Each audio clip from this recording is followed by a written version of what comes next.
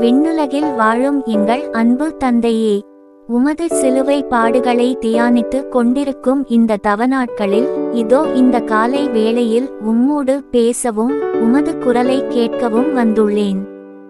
என்னை ஆசிர்வதித்து என் குற்றங்களை மன்னித்து என்னோடு பேச வாரும். ஆண்டவரே, இவ்வுலக பார்வையில் நான் ஏழையாக பாவியாக இருந்தாலும் உமது மன்னிப்பால் நான் அனைத்திலும் விடுதலை பெற்று சுதந்திர மனிதனாகவும் இவ்வுலகில் மிக பெரும் அருட்செல்வம் பெற்றவனாகவும் வாழ்வேன். ஆண்டவரே, உமது இரக்கமும் உமது மன்னிப்பும் மட்டுமே எனக்கு போதும்.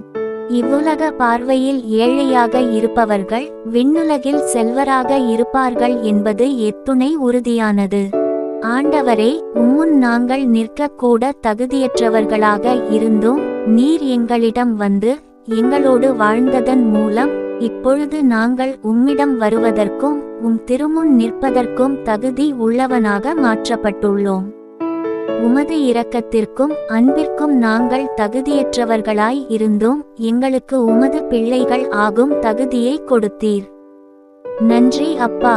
ஆண்டவரே, இனிவரும் நாட்களில் நாங்கள் இவ்வுலக காரியங்களில் அதிக ஈடுபாடு செலுத்துவதை நிறுத்திவிட்டு விண்ணுலக காரியங்களில் அதிக ஈடுபாடு செலுத்தவும் உம்மிடம் வந்து சேர தேவையான தகுதியை மேலும் வளர்த்து கொள்ளவும் எங்களுக்கு உதவி புரியும்.